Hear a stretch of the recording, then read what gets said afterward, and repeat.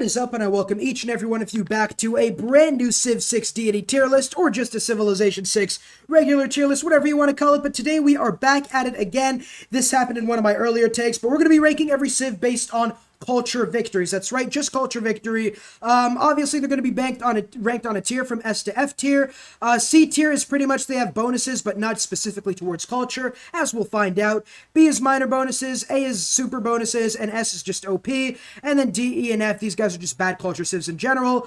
Obviously, this will just be about culture, and I'm not talking about like, oh, if you play Alexander near China, you take him out, boom, you're number one in culture. No, it's just bonuses centered around culture. Without further ado, let's get started with number one. We have Germany. Germany's going to be in the C tier. They have they absolutely poop out production. It's absolutely disgusting. With that, you're going to be able to build wonders and the later game radio stations and stuff like that. But they aren't really geared towards a culture victory, I guess.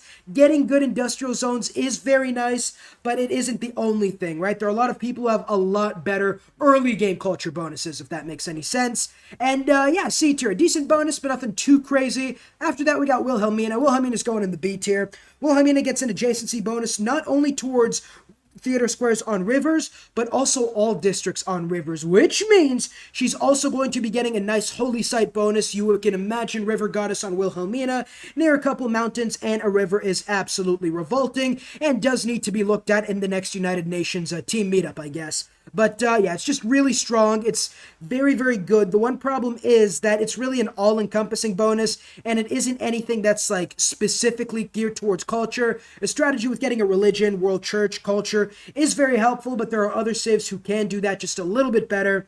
After that, we got Alexander. Alexander, I think, is going to probably, I guess, just stay in the C tier. He doesn't have any bonuses towards culture per se. He gets inspirations when conquering cities, I guess. But at that point, you might as well go for any other victory type, quite honestly. But yeah, he can't conquer enemy civs. He's really good at that. He can also be very far ahead in science, especially if he spam builds his units when he's not building campus buildings. Get a few commercial hubs up, conquer the world, get some science. You might be able to get some culture on the way as well. He gets free inspirations, and he's got a lot more science than everybody else. So really, he's alright, I guess. He's not anything too crazy.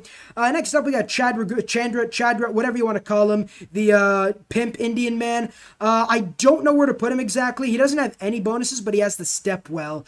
I'm going to put him in the D tier. Honestly, he doesn't have any bonuses towards culture at all. He gets more food and housing and stuff like that, but that's not really as important for a culture victory as it would be, for example, a science victory. So he doesn't get any bonuses. He just goes in the D tier.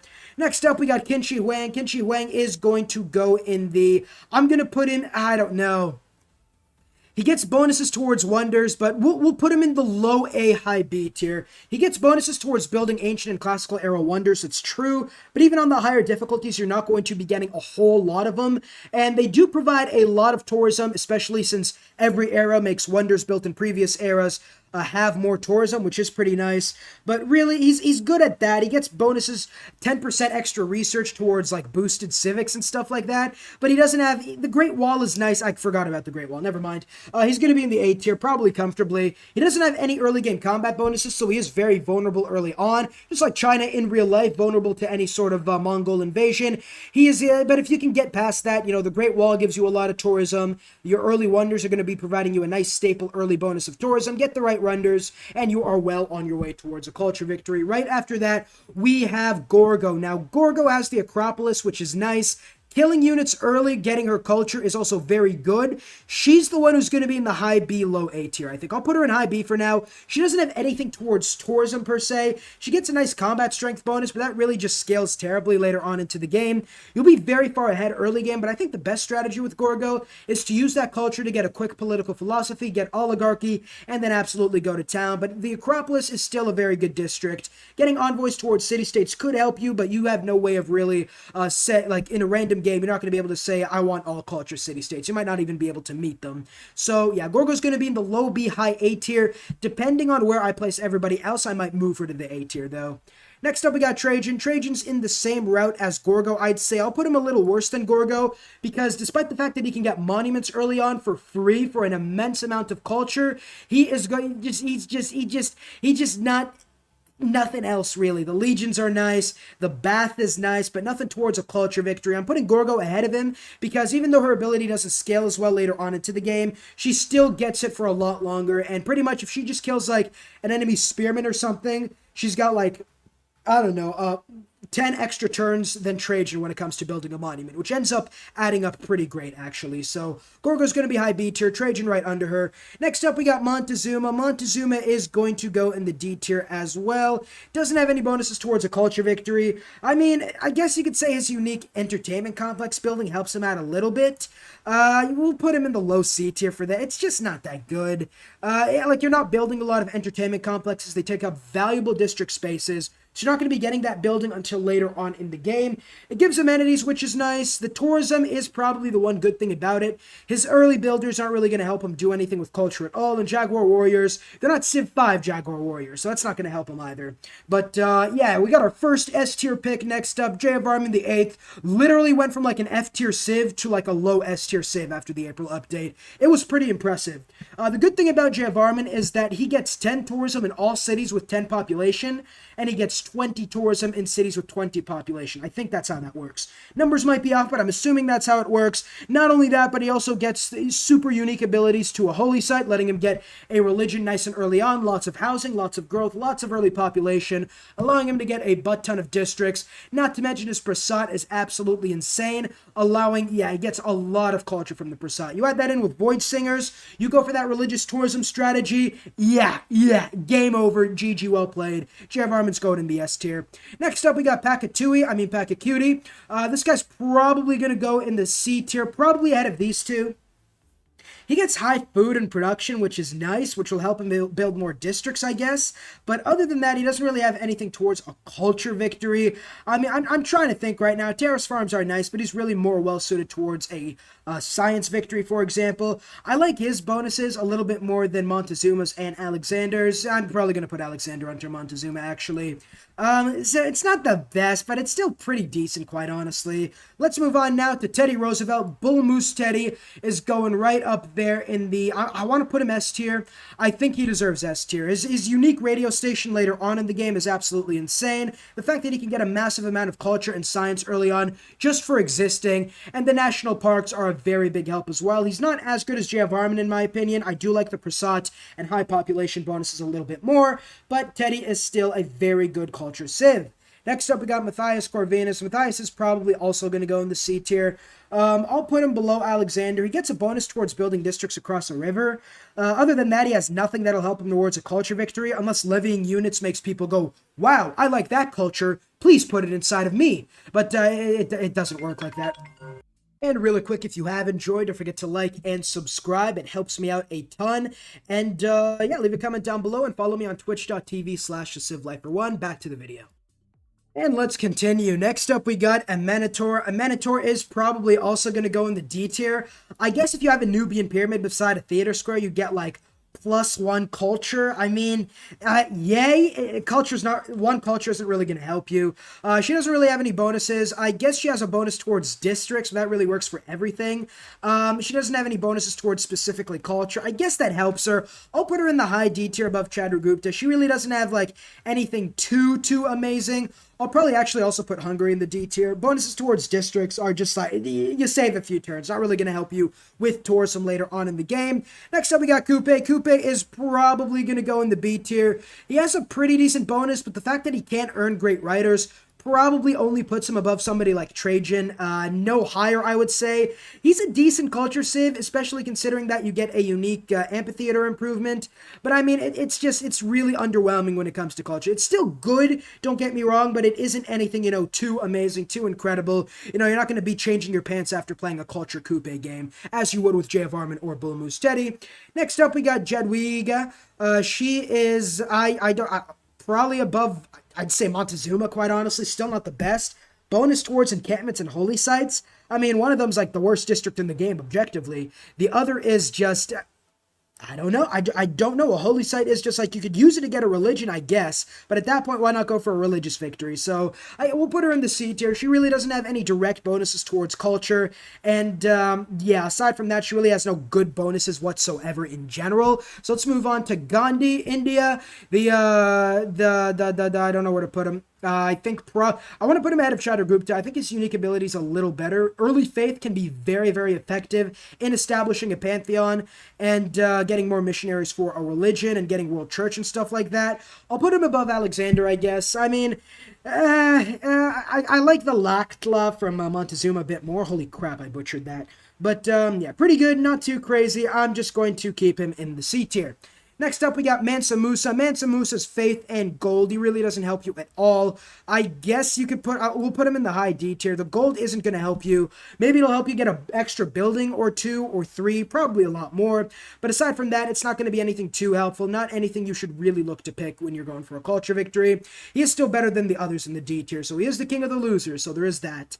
Next up, we got Tamar. As much as I want to put her in the F tier, you do have to admit the early faith generation she could get secures her a somewhat early pantheon and can be effective in helping her get favor in city-states. But she has no direct bonuses, no bonuses really whatsoever. I'll put her in the D tier again. I kind of like the district building bonuses a little more than her bonuses, but she is still above Chandragupta because I guess faith it's a little better than Varu elephants and early wars, but yeah, she's not too good either. Next up, we got Gilgamesh or Gilgabro. He really, the Ziggurat doesn't, the Ziggurat gives science, I guess. It's not anything too crazy. He's going to go in the D tier again, probably above Chandragupta because he can get higher cultural alliances, which I know it isn't anything too great, but like it's still better than Chandragupta's nothing. So I will put him ahead of him. Next up, we got about Scotland. Scotland really only works towards great engineers and great scientists. Now, you could argue that extra great engineer points and extra production can help you a little bit towards a culture victory, and I would agree, quite honestly, but I wouldn't agree too much. He's going low C tier, high D tier. I'll put him in the high D tier for now. The great engineer points he has are pretty... Actually, he has also the golf course. I can't believe I'm forgetting about that. Golf course will put him towards the C tier. Probably also ahead of Gandhi. The extra productions from great engineers. You get a few of those wonder building engineers, and you should be set for late game wonders. But that's pretty much all the bonuses he has. Next up, we got Cleopatra, who gets bonuses towards wonders and districts next to rivers. She also has the Sphinx, which is a slightly better ability, and you can spam it out, which is pretty cool. So because of that, I think I'm going to put her in the B tier. She's better than Gorgo at a culture victory, in my opinion, despite the fact that her kit completely sucks. It is an old kit, obviously, from the base game of Civ, but we're not talking about Mario Chariot Archers. We are talking about culture, and the Sphinx isn't as bad, really. It's pretty good, and building wonders for the entire game near rivers isn't the worst thing in the world. Obviously, if you're building a wonder not near a river, it's going to suck. But, yeah, you play an early game, you could definitely get really good wonder production with Cleopatra, especially once you add in skyscrapers or the corvée ability, giving you production towards wonders. Next up, we got Pericles. Pericles is going in the A tier, I think, probably ahead of Kimchi Wang. The fact that you get Acropolis, which gives you envoys, and you use those envoys to get 5% extra science per city-state you are suzerain of, definitely adds up, and you are going to be so fast, maybe you can actually make communism work before democracy and fascism are founded. That is a joke, everybody. Calm down if you're just some sort of... I don't know, I make jokes on this channel. If you don't like it, you should probably unsubscribe. But, yeah, let's keep going now. This Pericles, very good at culture, lots of culture. Yeah, that's pretty much it. Let's move on. Catherine de' Medici, the Black Queen. Black Queen is probably going to stay A tier, but she's going to go low A tier, I think. I like her production towards medieval, Renaissance, and industrial era wonders more than Cleopatra's ability because they don't have to be next to rivers, and that is really the era where you really want to build some of those wonders, like Bolshoi Theater and stuff like that. Aside from that, getting extra spies lets you steal great works from your enemies, and the Garde Impériale also allows you to absolutely obliterate your highest culture rival if they are adjacent to you, obviously. Aside from that, she's decent, I guess, but very good A tier, high A tier, low B tier, I would say. Next up, we got John Curran. John Curran is probably going to go in C tier, and he's going to go a pretty high C tier. He gets nice, breathtaking adjacency. I think it works on theater squares. So we will get a lot of early game culture if he decides to go that route. And the fact that he'll have more housing, and he also has outback stations, which are pretty cool, allow him to grow pretty higher. So he's pretty much like Germany, admixed with Pakitui, putting him in the high C tier. Aside from that, really nothing else to say about him. That's really the only thing about his kit that really matters. Speaking of parts of his kit not mattering for a culture victory, Suleiman, I'm trying to think right now. You got loyalty. It's all military with Suleiman. I'll put him right under Chandragupta because at the very least, this guy has some sort of like food, faith, and amenity mechanism. So he's probably the worst culture civ so far. But take note that he is a very good S tier domination civ. So yeah, he's probably not hurting too much. Next up, we got Japan. Electronics factory and extra adjacency from really, really tall cities. That's all I'm going to say. I'll put him right above Cleopatra because I like the district adjacency a lot better. I also like how the electronic factories gives you a nice extra culture boost later on in the game. I find it to be a little more valuable than Gorgo's killing units culture boost because if you're going to kill that many units, like you're not going to have enough time to really build up an empire, and also grievances kind of suck and war weariness. Again, Egypt, Cleopatra. Production towards wonders adjacent to districts is fine. Sphinx is fine. But I really like Japan's bonuses and the electronic factory, which can be very, very helpful. After that, we got Siandiac. Again, no bonuses towards culture. The one thing you could say is she gets computers a lot faster than usual, than most civs. But I mean, at that point, why not just go for a science victory? I'll put her in the low C tier, I guess. She has no bonuses. Like Alexander's extra civics are going to provide you a lot more culture and tourism in the long run than somebody like Siandiac, who, if you decide to go computers, it's just a waste of your time pretty much. Just go for a science victory at that point. Next up, we got the Congo and Banza Congo. I'm going to put him in the high B tier, probably above Japan. I love how his relics work and his apostles' martyr abilities work. And, you add that in with cultists, you kill yourself on the cultists, you're going to be looking at really tall cities, lots of relics, and a lot of great people points you can count on. Not a lot, much more said. He isn't really good enough to be in the A or S tier. I guess you could put him in the low A tier, I suppose, but I personally wouldn't do that. Let me know down below what you guys think. Next up, we got Shaka Zulu. Shaka is, again, no bonuses. He gets bonuses to cores. He gets them earlier on. He doesn't get the civic earlier on. It's just the cores come earlier on, as do armies. And he doesn't have anything. He's just like Suleiman, I think. I'm going to put him right there, but these two are pretty much tied for the worst. Next up, we got Culture. Peter. Peter's going straight to the S tier.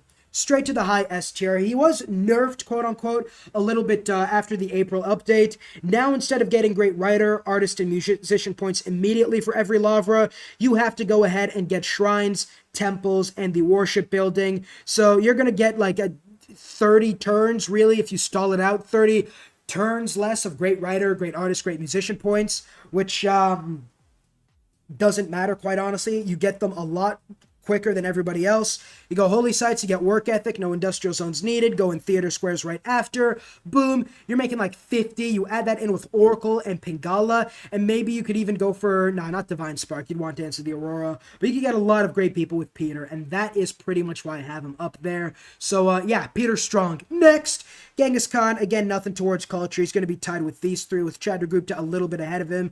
They're all domination civs. Zulu have something towards science, I guess, but none of these other guys have really anything else that would help them towards a culture victory, so they're going to stay the same. Now, here's the thing, though. Persia has the Paradisi and the trade route unique ability. Add that in with Kumasai, potentially. You could be in the A tier for sure, but since Kumasai isn't a guarantee, I'll probably put him, I'm going to put him actually right above Gorgo because you get like 10 trade routes late game, you get a cultural ally, you get culture trade routes and stuff like that. You're going to get the Paradisi spent everywhere, you get tourism late game from those. You are looking good for a culture victory. The only reason he's under Cleopatra is because her 15% wonder bonus is solid, I suppose. I feel like I'm gonna burp. Holy crap. But yeah, Persia's still a very good culture civ. He's pretty good. He's pretty damn good.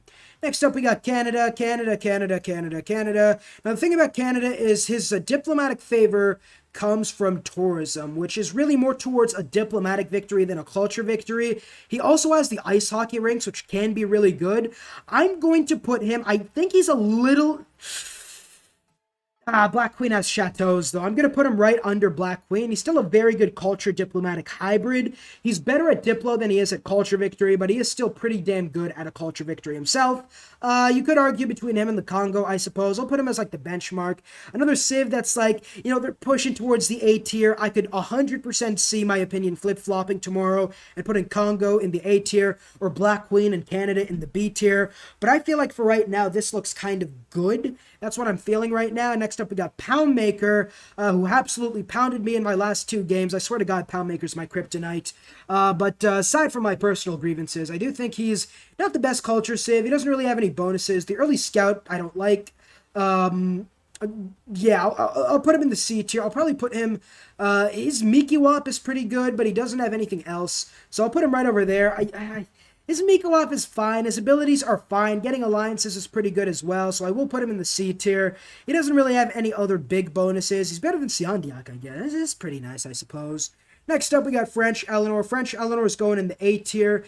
In my opinion, French Eleanor is going to go above Black Queen because of her unique ability, but I think she's also going to go above China, probably under Pericles.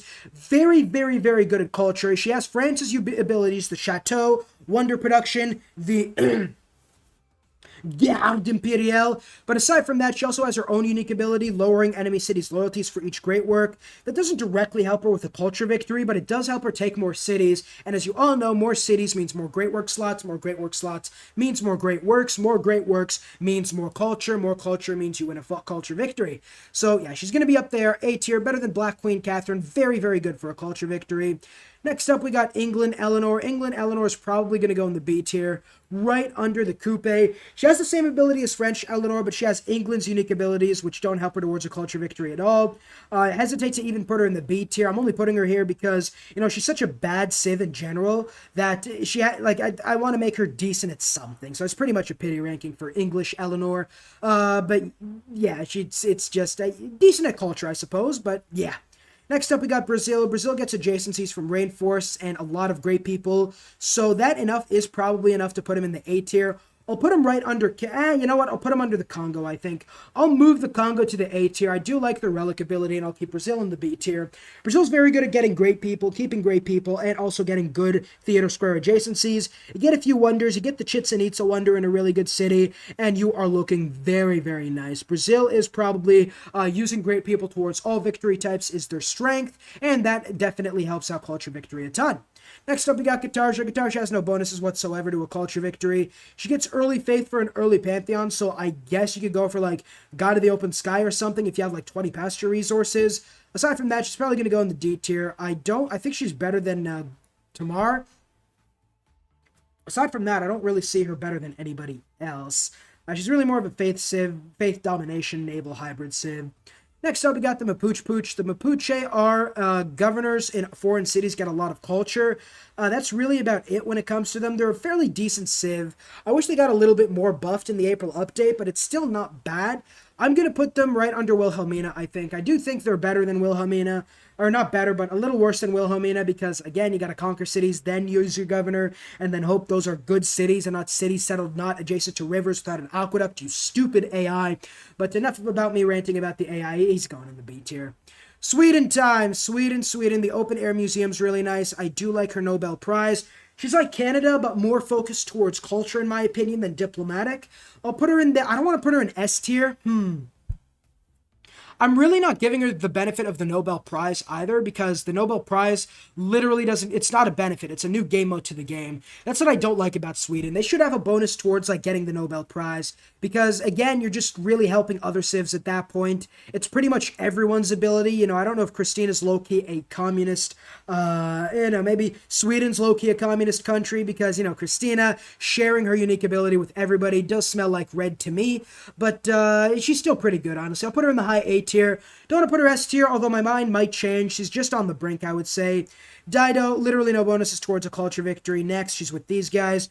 Tamiris, she gets some faith, so I guess she's maybe lower than Chandragupta, but a little higher than these guys. Still bad. Next, Spain, the missions can be nice. Trade routes across continents are decent, but nothing else aside from that. So I guess he could go right under Matthias Corvinus. Next, Harold Hardrada, literally the stave church. I guess faith does tie in with culture a little bit. So I'll put him in the C tier, probably above Alexander, I'd say. Yeah, above Gandhi. Next, Saladin of Arabia. Now, the thing about Saladin is he gets the last great prophet. He gets a lot of science, and he also gets extra faith and science from the culture and science of cities with their unique worship ability. So that probably puts him in the B tier. I'll put him above the Mapuche, but he doesn't really have anything big towards culture. So yeah, like before you get the warship building, it's nothing. But even after that, it's not anything too crazy. So I will put him in the low B tier. After that, we got Victoria of England. Would you believe me if I said there's literally nothing about her that screams culture? She gets more production, I guess. So because of that, she'll go above, I guess, Tamar. She gets a little more production late game, I suppose. She gets iron early on, so that's fine, I guess. Nothing too crazy. Again, Lady Thick Thighs, I mean 6 guy. I'll put her right below Siandiac because she's pretty much the same. You'll get enough science later on in the game, and the 10% extra bonus towards all yields kind of helps. You know, you go for computers, I could see you winning a culture victory, but like Siandiac, at that point, just go for a science victory, man. What are you talking about? Grand Columbia, literally nothing towards a culture victory. I'll put him right above these guys on Tamiris' level, solely because his Hacienda is that good of a unique improvement. Next up, we got Eleanor of England again. It's just a bug or something. I'm not ranking her again. Ethiopia now. Ethiopia is going in the low S tier right below Bull Moose Teddy. Not only does he synergize so well with the Void Singers, not only does he have his own ability where 15% of his faith is transferred to culture and science in cities on hills, which should be all of them, but he also can use faith to buy archaeologists and archaeological museums, some of the most expensive buildings later on because you still don't have the industrial zone buildings, you don't have factories or anything, but the archaeological museums are still expensive, as are archaeologists. You faith buy those, you'll have so much tourism, you'll just be like shredding tourism and culture out of your eardrums. Low S tier, not as good as the others, but still very damn good. Hey, guess what? Back-to-back S tier civs. Catherine Magnificence is going number 1. Her unique ability is so damn broken. You have multiple copies of luxuries. You know what's going to happen. Culture victory is going to happen. I think I went on turn 240 with her. Peter would have been above her before April. But I think now they're pretty much neck and neck. You know, I put Peter at 9.9, Catherine at 9.91, I guess. Nothing else really, but they're both very good culture civs. Rough Rider Teddy still has the film studio, but nothing else, so I will put him in the low B tier. This guy just literally nothing. He's going in the D tier. Gaul gets extra culture early game, which is probably putting him in the high-ish B tier. I'll put him right above Cleopatra, actually. The fact you get culture from mines and you spawn near a lot of mineable resources does allow you to pull up ahead early in the culture victory game. So, yeah, probably above Cleopatra, but under the others. Next up, we got Hammurabi. Hammurabi gets nothing towards culture, so he's going with all these other guys with no bonuses. Vietnam is also going in the S tier. You surround the Thon, probably under Ethiopia. You surround the Thon, your unique district, with like all other forms of districts. You're getting 10 tourism late game per district. Get enough cities and you will take over the game. Very good, but you do need to know how to plan cities. But yeah, she's an incredible civilization. Also, districts on force gives you culture and buildings. Enough said. She's in the S tier. Kublai Khan of China is like China, but worse. So I guess he can go in the C tier, probably above Poundmaker, I think. Kublai Khan Mongolia has no bonuses to her. He gets an extra civic and inspiration. No, he doesn't. Never mind. He's going in the D tier.